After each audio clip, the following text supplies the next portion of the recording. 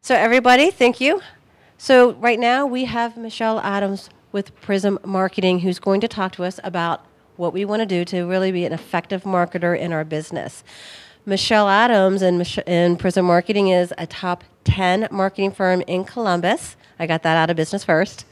So we really appreciate her giving her time. We're going to have questions at the end. So everybody, let's welcome Michelle. Well, thanks so much for being here today, and hopefully this message helps. I'm the most looking forward to the questions and answers, and anything I can do to help you. I have cards somewhere, but I'd love to get everybody's email addresses, not just to send you this, but just send you some other things that I'm going to talk about this morning that may not be helpful.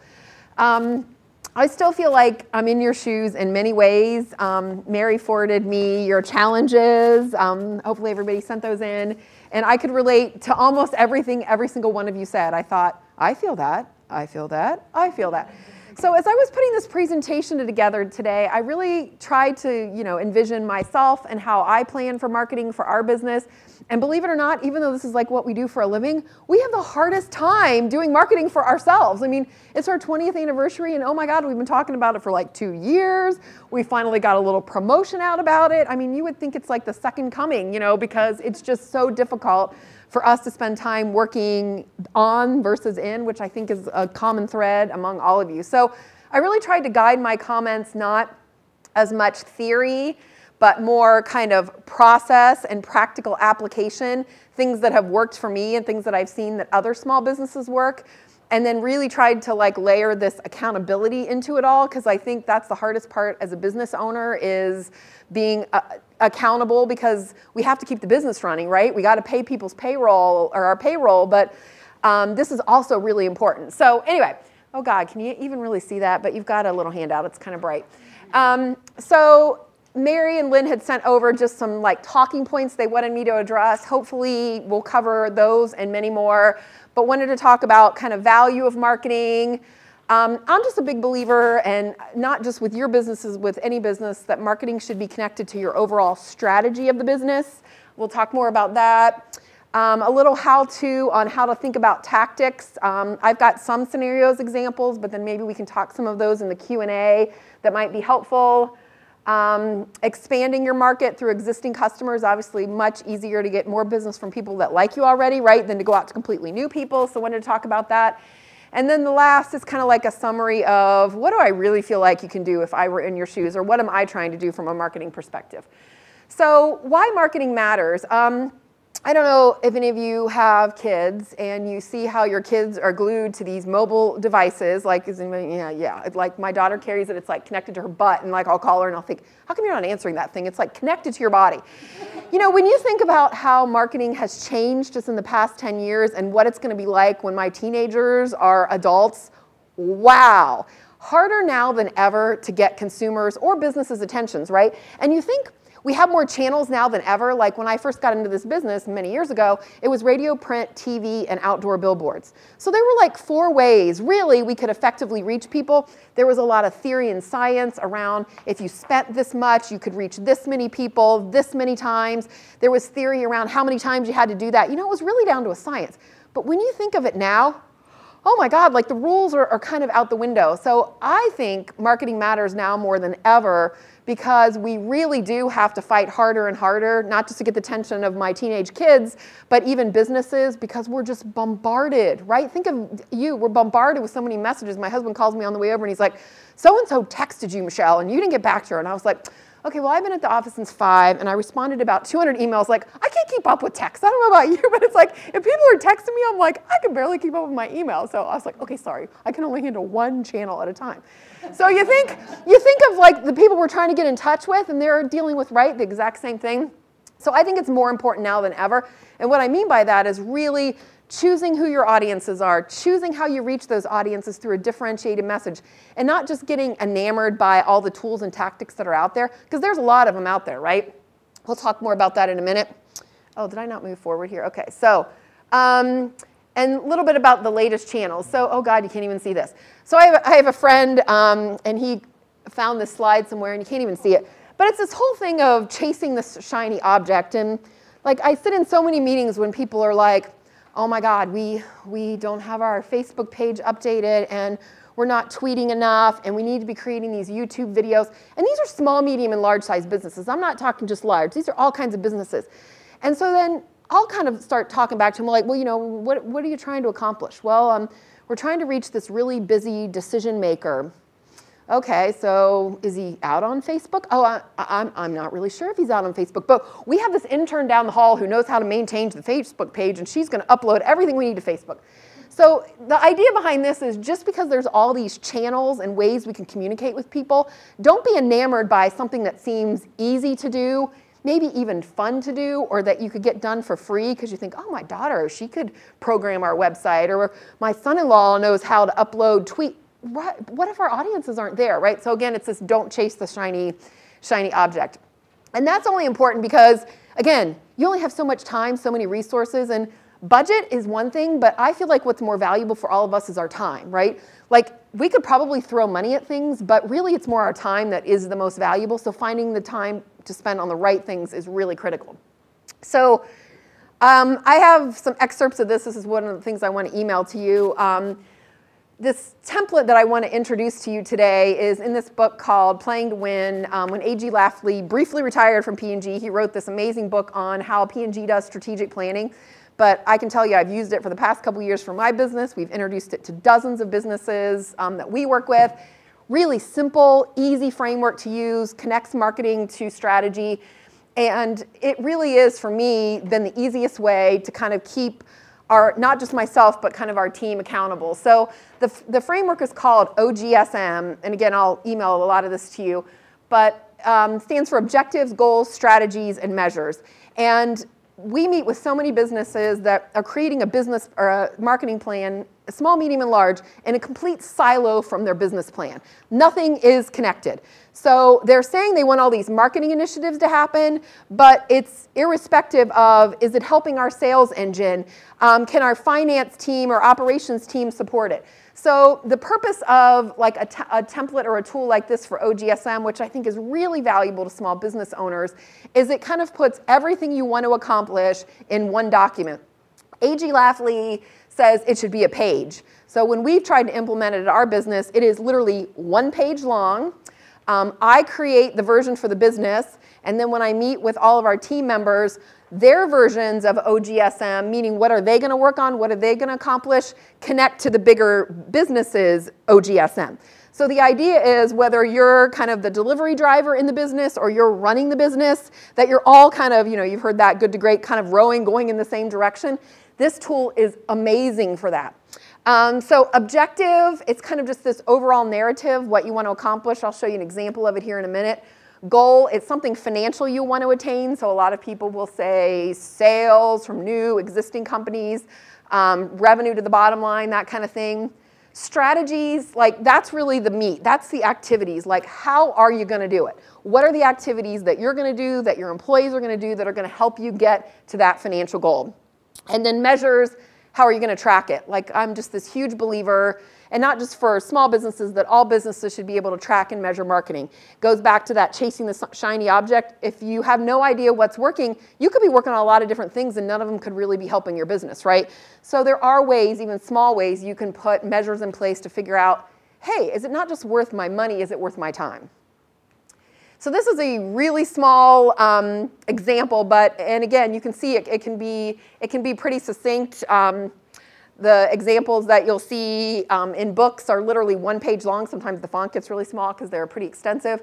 But this small business, since I can't read that, objective, so they're saying drive awareness and interest in my company's capabilities. Their goal is 100,000 in new sales.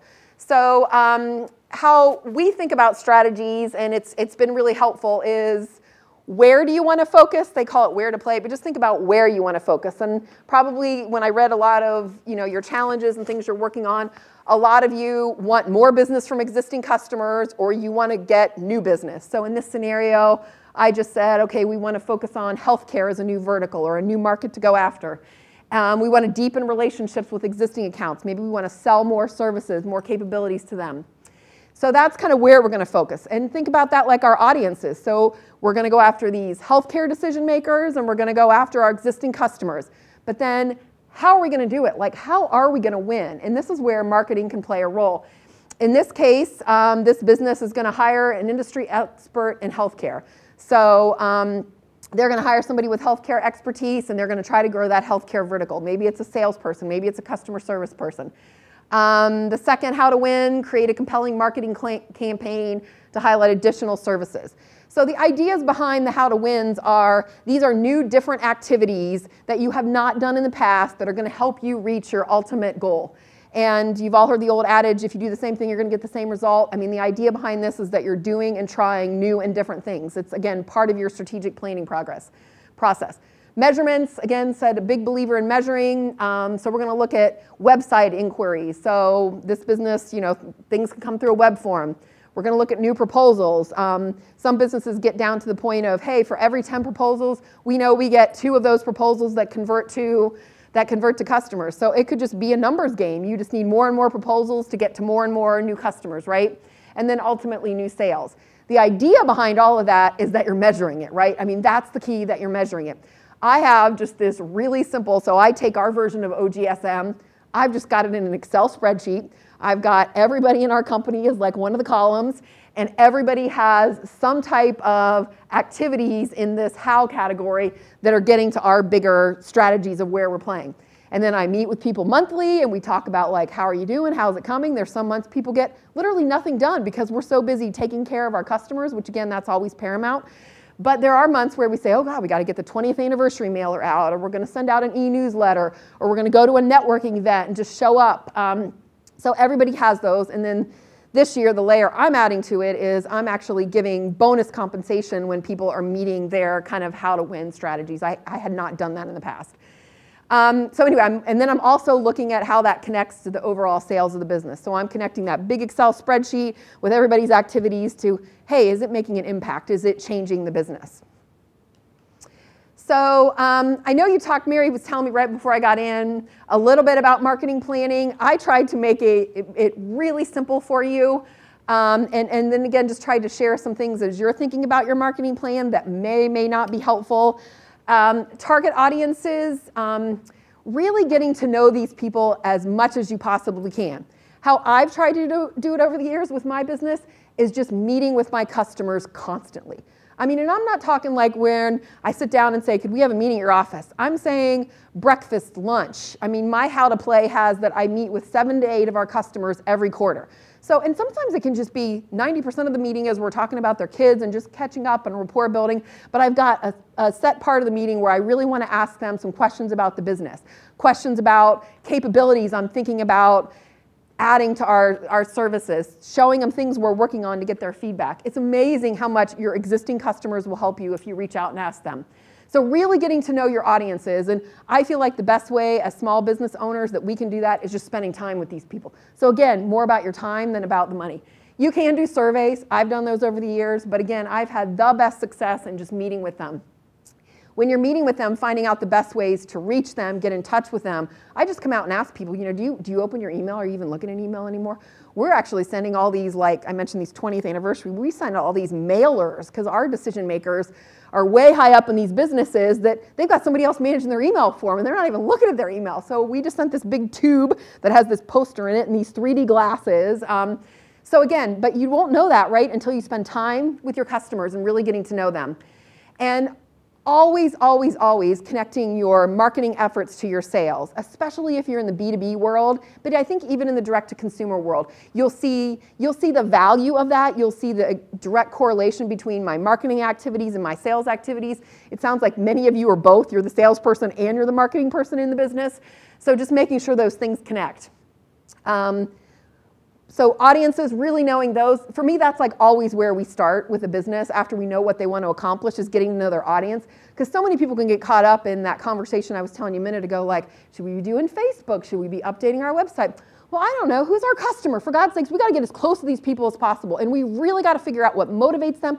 We got to figure out if what we're doing is even of interest to them, right? Just because we think it's great. What if they don't think it's that great? And that leads to kind of what makes you unique. Again, you could think there's a lot of things about your business that are really cool and really different. We've had this dream forever. We're going to build this portal and we're going to put all these companies' assets up on this portal because we get like a dozen requests a week. Can you send us this logo? Can you send us this file? We thought, oh, we'll create this. People don't want it. They still want to be able to contact us and say, send me the file. So we didn't build the portal, right? So what makes you unique? Again, ask your employees, ask your customers, look at your competitors. I mean, just because you think it's so does not necessarily mean it's true. And again, the only way to really get close to this is to talk to people, right? Like really do some hard research. And it doesn't have to be super quantitative, meaning you got to send out 1,000 surveys or something. Could be if you're a consumer business, but it can just be conversations with people to really understand with what you think is unique is really differentiating for your customer. Most businesses aren't unique, by the way. I'd say most of them. Most of the ones we work with are not unique, meaning they've not invented the Swiffer. They don't have the latest like toothbrush. I mean, they don't have that, right? So that's where marketing can come in and really differentiate your business. I mean, think about it. That's how P&G has built brands, right? They do have some really unique products, but they have a lot of products that are really very much the same, right? But they've got us convinced through marketing, right, that these are unique. So why should prospects, customers believe you? So when you're talking to these people and you find out what makes you unique, you need proof, right? You need to somehow be able to tell them. Now there's lots of ways you can get proof. We have found case studies, testimonials have worked really well in our business. Video, wonderful, wonderful way. But find out how you can prove it to people. And it's not just you saying it so, find out how you can prove it. This might take time. You might have to build towards it. There might be some type of guarantee or incentive for someone to try you the first time. But you got to be able to prove it. You can't just say it and not deliver on it. You got to have proof points. Again, could take time to build. Ask your customers. See, I keep coming back to asking them, because the more you ask them, by the way, the closer you get to these people, they're going to help you. They're going to continue to really help you. Then, so we know what we want to accomplish. We know who our audiences are. We think we know what makes us unique and how we're going to prove it. Now you're ready to create a plan. And by the way, I haven't said anything about tactics yet, have I? Not a darn thing about tactics, because it's all kind of planning, right? So then you start beginning outlining the activities that help you reach that audience. And we'll talk a little bit about maybe some ideas that can help you thinking. But I always say to people, I'm kind of tactic agnostic, and what I mean by that is I could care less what the tactics are. Like, I hate starting conversations about those, because to me, those are just the means to the end, right? Like, if you don't have the right audience and you don't have something unique and compelling and a call to action, it doesn't matter what tactic you choose, right? So begin outlining activities that reach your audience. Connect your sales activities with those efforts, especially when you're a small business. So if you're going to go to an event that you think you're going to exhibit at, make sure that you're thinking not just about the marketing aspect, but about the sales aspect. The more you think like that, plus you're all wired, right, to get more business for your business, it'll make marketing easier for you, right? So if you think, oh my God, this is connected to my sales engine, I'm really going to pick the right things that's going to help me from a sales perspective. Ensure it's doable, achievable. I mean, I think it's easy to write like these huge goals down, but make sure you actually can accomplish it. That's why I said, like, this year I'm connecting in others on our team. Not an easy thing to do, let me tell you. I've been trying for years, but I'm going to try attaching compensation to it. But I feel like the more people we can get involved in it, then it's the less on me, and maybe there's some other people that will kind of rise up and want to help us. Many of you said you've got really good teams of people that want to help you. If you find a little rock star in your business, they might like step up to the plate and really, really shine in that regard. And then hire outside help. I do think there's people that can help you in your business. We're experts in whatever our business is, not necessarily marketing, not necessarily HR, not necessarily legal. Get some help if there's pieces and parts of it that you feel like you can't do yourself. And then continue to measure. As I mentioned, I've got this little dashboard I'm looking at on a monthly basis. I also, everything we think about, there's a call to action. So sometimes it's more subtle, like the little tube mailer I was telling you. We have this unique URL after prismmarketing.com. It says 20, so we're taking them, and it's only on that tube, by the way. So the tubes went out last week. We know there's 11 people that have went to that page that we know are our customers that have went to learn more about it. So you can attach unique phone numbers to things. You can have Google Analytics running on the back of your site that you can see where people are going.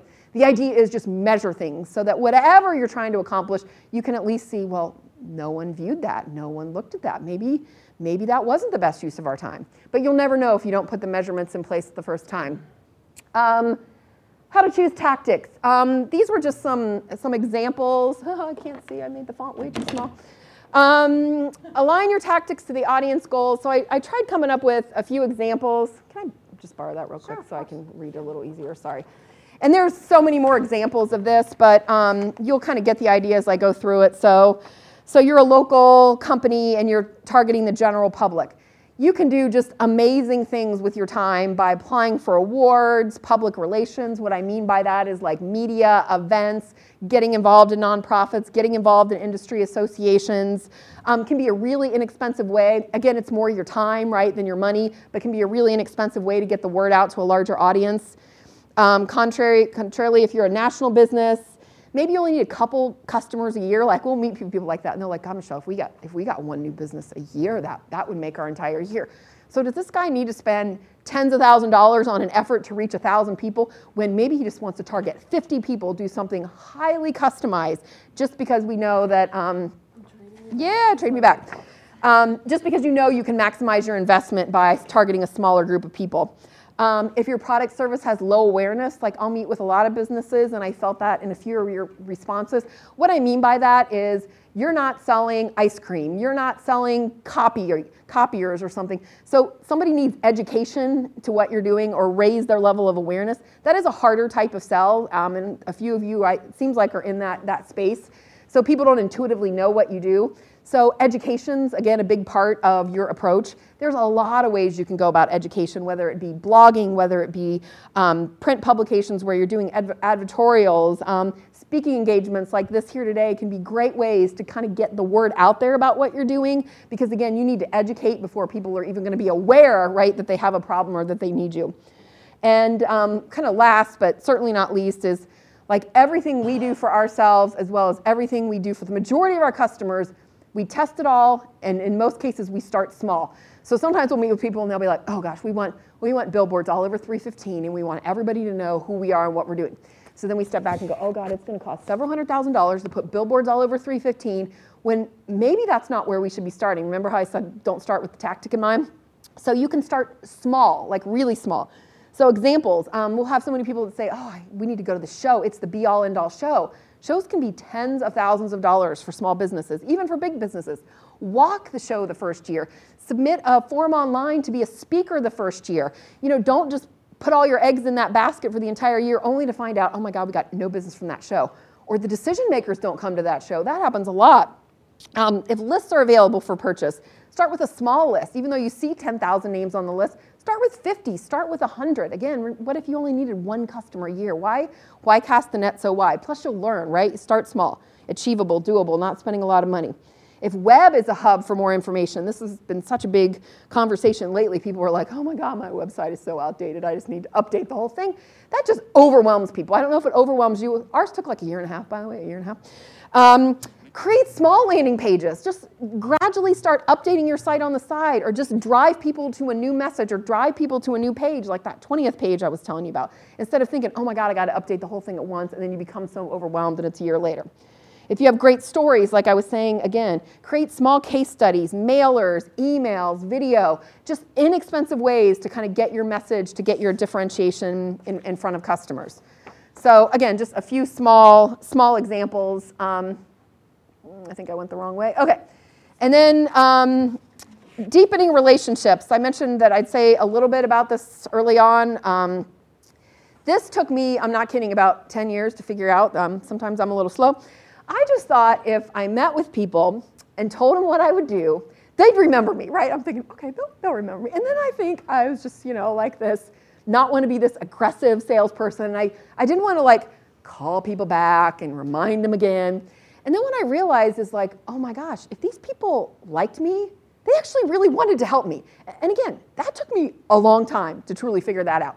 So now when I meet with people, of course, like I said, there's a lot of rapport building, camaraderie, but I definitely am putting out there what I'm having, and I'm talking, this is customers, by the way, and referral sources. I put referral sources in with customers.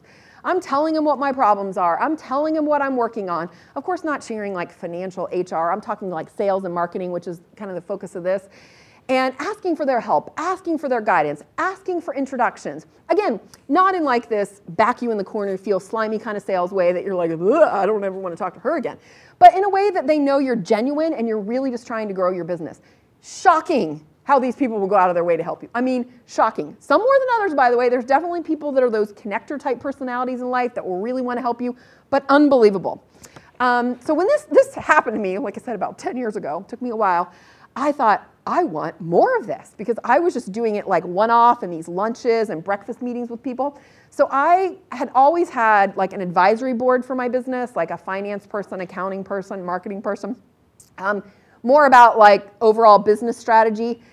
And I had suggested, it's funny, to many of our customers to put together an advisory board of their customers. So back to that, you want to get as close to those people as possible. So instead of just going out and researching them once a year or sending them a survey or doing these one-off lunches, what if you got together with them on a regular basis and you went over, again, not HR, not financial, but sales, marketing challenges for the business? Would they help you? Oh my gosh, would they help me? So I think I'm 6 years into my advisory board. There's 6 people, and I can tell you there are 6 largest customers now. They didn't start out that way. They've referred us to dozens, I'm not kidding, dozens of companies. Now sometimes some of the companies are like, oh, okay, not the right prospect. But that's all about our role, right? We got to educate these people. We got to tell them who's the right prospect for us, who we want conversations with. I've learned so much from them, and every time they'll leave a meeting, they'll go, Michelle, did you get enough out of this? Because we're learning so much. We're getting so much out of this. Are you sure you're getting enough out of this? And I'm thinking, oh my God, am I getting enough out of it? So it's just your time. Back to like a lot of this is your time. But will you learn a lot about the business? Also helps hold you accountable. So I send them an update every month on how I'm doing from a sales and marketing perspective. I meet with them twice a year. So back to, it's hard for us to keep this stuff moving. When you know it's your six largest customers that you have to send these reports to and that you have to have plans together for, wow, talk about motivation that will wake you up at 5 in the morning and go, I better get to the office and get that little thing printed out and send it to them. I've also included our team in the meetings. I didn't do that in the beginning, but back to like wanting everybody to be part of this, moving the ship forward. They come to the meetings, they present. Hugely, hugely effective. Again, from holding me accountable.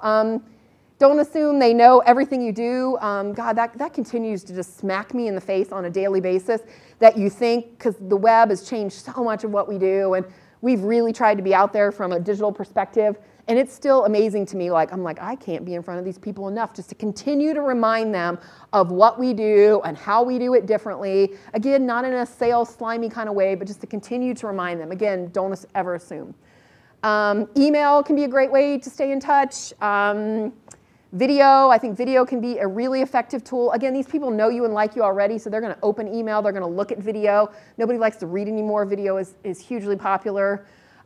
Create loyalty, retention programs. So let them know you care a lot, especially if you're a direct-to-consumer company and you think, oh my God, I can't have lunches with 500 customers on a quarterly basis.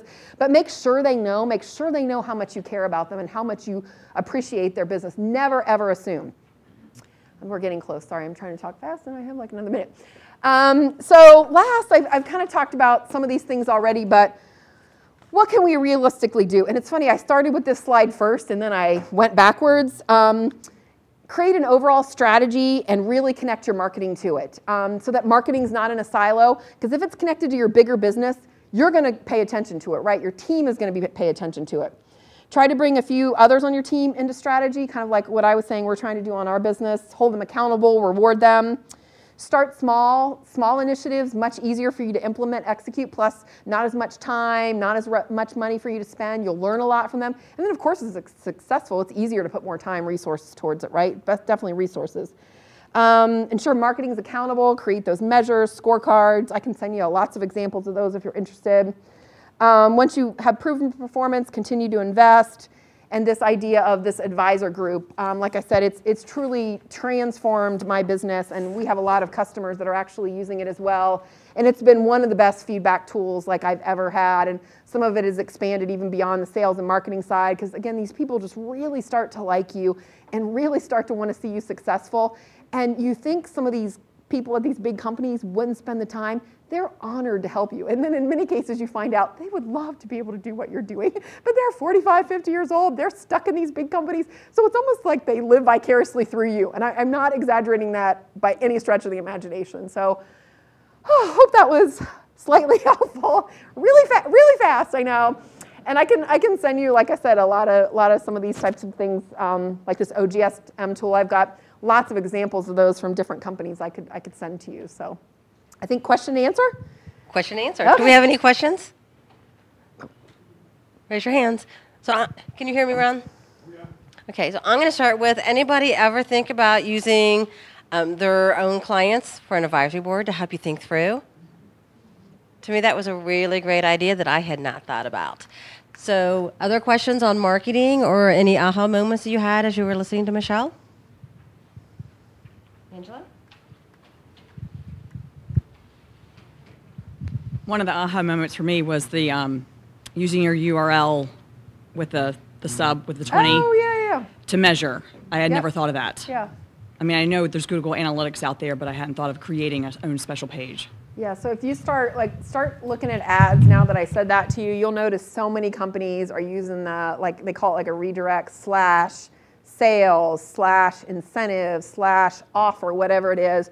And in many cases, that's just unique, say, to that ad, to that radio spot, to that email, whatever it is. And the idea is behind the scenes, they're tracking all that stuff to see, hey, where did these people come from? And you could take all of them to the exact same page. Like all three of those scenarios could go to the same page, but you could see, was it the radio? Was it the print? Was it the email? What was it? So really easy thing to do, by the way, too. Anybody else?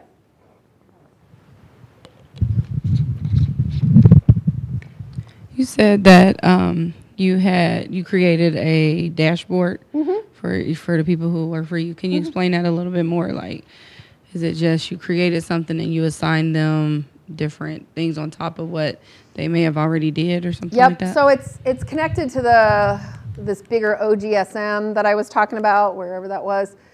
So like if it was this create a compelling marketing campaign, so like in our small business, it's our 20th anniversary this year. So one of the gentleman's accountability is he created this unique landing page that's going to house all this content for the 20th. Another woman who's a copywriter is writing a different blog every month for the 20th. So they each have kind of responsibilities related to kind of the bigger goal on their kind of accountabilities. And I didn't give them very many. I think everybody's got maybe 3 or 4 different things, all kind of connecting up to whatever the bigger kind of goal or strategy that we're trying to achieve. They know what it is. I met with them in the fall, and we talked through the bigger plan. I asked for ideas, like, what do you want to work on? What do you think? Almost everybody gave me ideas except one woman, so then I just assigned her stuff. Hopefully, that'll go okay. But most people came up with really good ideas based upon what they felt their strengths were. Again, that supported the bigger initiatives. And like I said, I'm trying to connect it to, compensation this year to see, does it actually, will people actually do it? Because that is our biggest challenge. I'm sure it is for you too, is just finding the time to do this because you're so busy taking care of your customers, right? Which I get it.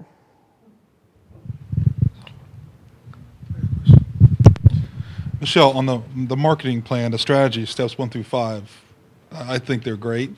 On step 3, what should prospective customers, why should they believe you? Yep. Outside of testimonials, what other ideas have you experienced? Yeah, so we have a customer in Cincinnati that they know definitively that their pricing is more competitive than their customers. So we helped them create like an online, think of it a form, but they're calling it more like a calculator where you could go in and put what you're paying to lease vehicles and it actually would show you, well, if you were partnering with this Mike Albert, here's what it actually costs. This is actually what, you could be saving or you could be spending. So huge proof, right? You kind of can't argue with that. You can't, refute that. We've got something for Ohio Health. We work with this sleep services group that they have connected all these health risks with sleep apnea, and we knew that those messages resonated, but we couldn't get people to take action with those.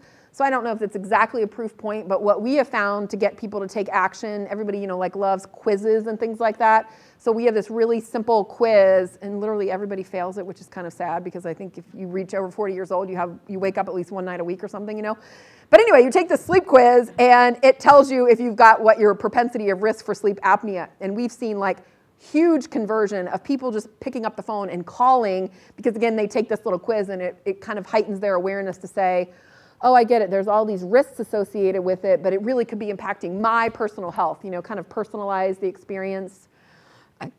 Trying to think what other proof points. The other one that I've seen a lot lately is companies that are using there was this great article in Harvard Business Review. Hopefully all of you should sign up for that. It's like $110 a year. The best reading you can do. The challenge is finding the time to read it. But there was this whole supplement last time called The Internet of Everything. Did anybody happen to read it? It's amazing. I can forward it to you because I've got it electronically. I scanned it in and I sent it to everybody I knew. But it's talking about how technology can become like a product for our businesses. And one of the examples they use, and I didn't even know this one existed, but I've seen several of our customers use it back to kind of proving value, proving worth, is I guess if you go on and order a pizza at Domino's today, it'll tell you, and maybe this is just an automated thing. Has anybody experienced this? Okay, we are rolling the dough right now, and we are putting the sauce on your pizza, and now we're putting the toppings on your pizza, and the delivery driver just left our location and will be at your home in 15 minutes. So it's this idea of transparency of information through technology, right? So product as a tool. There's several big businesses here in Columbus that are looking at what they do, remember what I said, not unique, but using like a product, like a technology tool. Remember I was saying we wanted to have people pull their things down off of our server. They didn't like that idea, but this company's looking at it, well, we can give a better experience. We can give them access to this information, and then that becomes kind of a proof or a differentiator for us. So yeah, I think there's a lot of them even besides testimonials. It's just, thinking creatively about it. Mm-hmm. Joe, what do you recommend a marketing budget to be? Oh, I think when I was reading, I mean, a lot of companies, it's like the 1 to 3, 4% range. I think for all of you, it's more about the time you can invest in it that is the harder piece than the actual dollars you'll put towards it. Because for it to truly be effective, it needs your time and attention. It's not something that any of you can potentially delegate to somebody else. So it really is finding out how much time do you feel like you can put against marketing, and if you feel you can put it against, an email campaign, a direct mail campaign, and you feel like it can get the results that you need. Again, test start small. Then I think that's more the barometer that you gauge it against versus starting with like a budget in mind. I always, when we meet with people, want to hear what they really want to accomplish from a marketing standpoint, and then I build the plan that supports that. Like I said, tactic agnostic. Sometimes, I don't know, is it a $10,000 budget? Is it a $100,000 budget? Now that's getting a little bit more, maybe analytical in how we do it, but I think it's a good benchmark for all of us too. What do we really want to accomplish, and can we build plans that help do it? Because I think it's going to require our time, not just hiring somebody to create the case study or create the video or update our website, because we're going to have to be involved in that, which is going to be the harder piece to, implementing it all. So. Wonderful. Thank you.